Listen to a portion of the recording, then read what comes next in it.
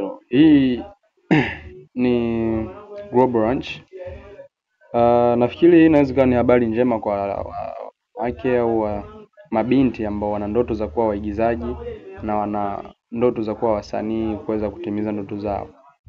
Kuna nafasi ya ajira imetokea au nafasi ya kazi imetokea. Kuna kampuni, nafikiri tuiite kampuni kwa sababu wao wanahitaji waigizaji au wasanii wa kike ambao wako willing kufanya maigizo, lakini nafikiri ni kwa wale ambao wanapatikana maeneo ya Dar es Salaam. Hawa wamepewa nafasi ya kuweza kuajiliwa katika kampuni hii. Kwa mtu ambaye ni mfuatiliaji wa movie, kuna channel moja inajiita Pasa Brand ipo YouTube, na wao wana followers zaidi, wana subscriber zaidi ya 64,000 na wamekuwa wakijishughulisha na masuala ya kuigiza, ya kutengeneza movie zao na kuigiza. Kama tunavyojua masuala ya kuigiza siku hizi yanaingiza pesa kubwa na watu wanatengeneza kiasi kubwa sana cha pesa kupitia maigizo. Kwa hiyo wao nao pia ni moja kati ya kampuni hiyo ambao wanajihusisha na masuala ya maigizo. Wana management zao nyuma yao ambazo zinawafanya watengeneze pesa na waendeleze hizi career zao.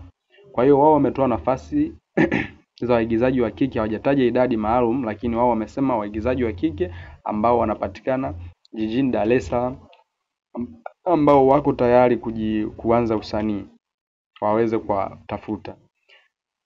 Na namba nitaziandika hapo juu kwamba wapate kuwatafuta, na pia waigizaji hao wawe tayari au hao wanawake wawe tayari kukaa kambini.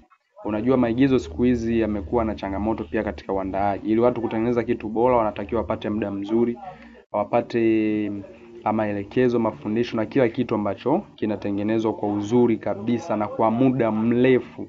Kwa hiyo wao wamesisitiza kwamba kwanza huyu mtu ambaye atapatikana ambaye ni mwanamke, hii ni kwa wanawake pekee.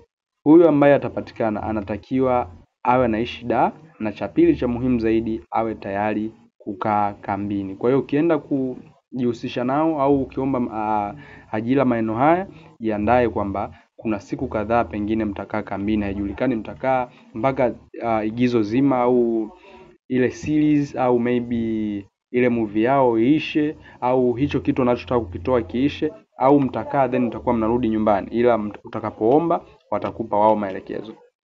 Sasa nimetaka kukustua tu ambaye unapenda kuwa mwigizaji. Kwa hiyo hapo juu nitaweka namba za simu za watu, kisha wewe utafanya kazi ya kuwatafuta baadaye na kuweza kuzungumza nao. Pia make sure unapozungumza na watu kama wanaendelea kukumbusha, jamani, kuna lugha ya uzungumzaji. Usifike tu nasikia sijui ni nini.